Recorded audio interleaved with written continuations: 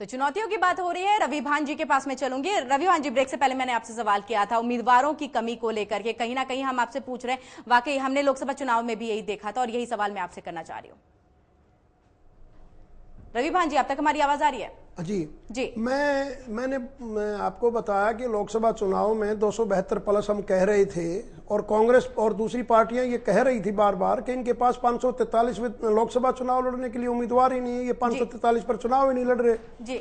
और हमने जो है 284 सीटें जीती और पूर्ण बहुमत से सरकार बनी। ऐसे ही हरियाणा प्रदेश की मैं बात करूंगा कि हरियाणा प्रदेश में हमारे पास, ये मैं मानता हूं कि 90 विधानसभाओं में हमने पहले चुनाव नहीं लड़ा क्योंकि हम गठबंधन में चुनाव लड़ते रहे हैं जी।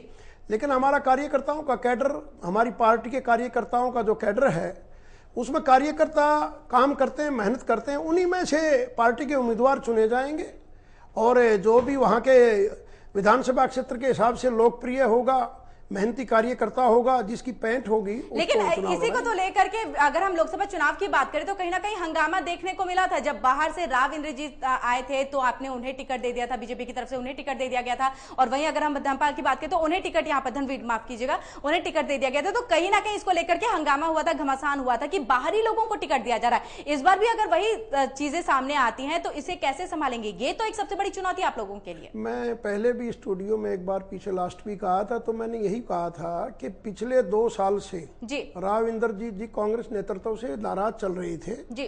और वो पार्टी के संपर्क में थे और वो अपने वहां मुद्दे उठा रहे थे जी।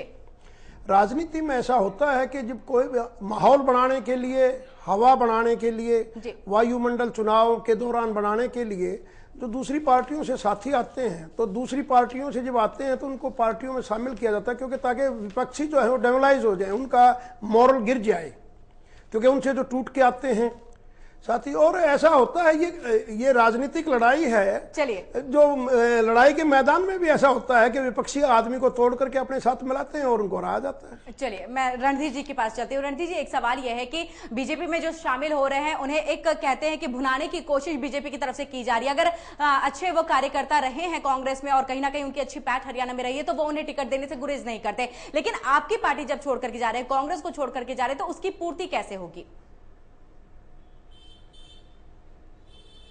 देखिए, अभी रवि जी ने साफ तौर पर मान लिया है कि दूसरी पार्टियों से जोड़ तोड़ के कुछ लोगों को अपने मिलाना चाहते हैं।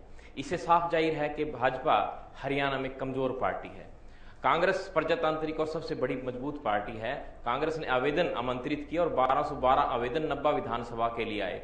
बीजेपी के पास तो अभी किसी का कोई डाटा ही नहीं है कि कितने आवेदन आए हैं। इनके पास तो 45 उम्मीदवार भी नहीं है। मैं समझता हूं कि 10-12 उम्मीदवार इनके काडर से होंगे और बाकी इधर उधर से जो दूसरी पार्टियों से लोग जिनको टिकट नहीं मिलेगा वो अपनी महत्वाकांक्षा की वजह से बीजेपी में आएंगे, उनको टिकट देने की उम्मीद रखती है भाजपा कभी भी 90 विधायक या 90 हल्कों में अपने उम्मीदवार अपनी पार्टी के कार्ड से दे ही नहीं सकती, क्योंकि इनके पास कार्ड नहीं है हरियाणा में। रवि जी, आपसे इस सवाल का जवाब चाहेंगे?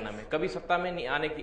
जी, रवि जी, आपसे इस सवाल का जवाब। उन्होंने क्या 45 भी आपके पास उम्मीदवार नहीं है? अपने साथी को ये बताना चाहूंगा कि भारतीय जनता पार्टी बहुत पुरानी पार्टी है जी।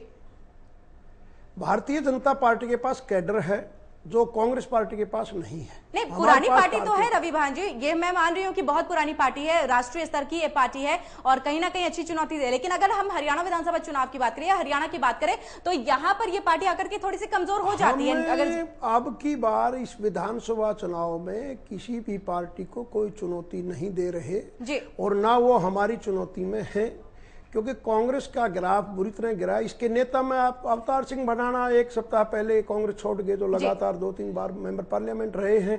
चौधरी वीरेंद्र सिंह जी 16 तारीख को ये तय हो चुका है कि वो जो है औपचारिक तौर पर शामिल हो जाएंगे। और मैं कितने कर्मवीर सैनी हैं इनके, वो छोड़ करके दूसरी पार्टी में जा चुके हैं। विनोद शर्मा जी कांग्रेस छोड़ करके जा चुके हैं। मैं कितने कल परसों तक कैप्टन साहब का और इनका आपस में तनाजा था, वो टोपियां उछल रही थी और बाद में उनकी आपस में सेटिंग हो गई तो वो फिर चुप हो गए। तो कांग्रेस पार्टी तो अब की बार दहाई का आंकड़ा नहीं पकड़ेगी, ये बार बार ये बात कही जा रही है। मैं रणधीर जी से ही ले लेती हूँ। रणधीर जी, ढाई का आंकड़ा भी नहीं पार कर पाएंगे, उसे भी नहीं पकड़ पाएंगे?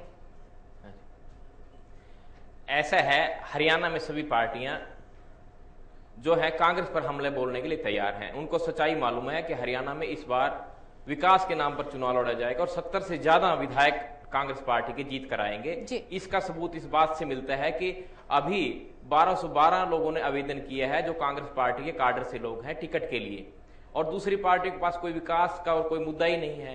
भाजपा की जहां पर सरकार रही है, गुजरात में ले लीजिए, मध्य प्रदेश में ले लीजिए, राजस्थान में ले लीजिए, यदि वहां पर जो विकास कार्य हुए हैं उनको हरियाणा के विकास कार्यों से कंपैरिजन करके भाजपा में यदि हिम्मत है तो ये कह दें कि हम हरियाणा में वैसे ही विकास करेंगे जैसा गुजरात में किया या जैसा मध्य प्रदेश में किया, तो मैं इनकी बात मान लूंगा। हरियाणा नंबर 1 है इन 10 सालों में जो हुड्डा साहब ने काम किए हैं, कांग्रेस पार्टी ने जो काम किए हैं उनके मुकाबले यदि देश में भाजपा किसी भी राज्य में ये कह दे कि हमने वहां पर हरियाणा से ज्यादा काम किया है तो हम इनको मान लेंगे। यदि इनके पास ये हिम्मत ही नहीं है तो कैसे चुनाव जीतेंगे?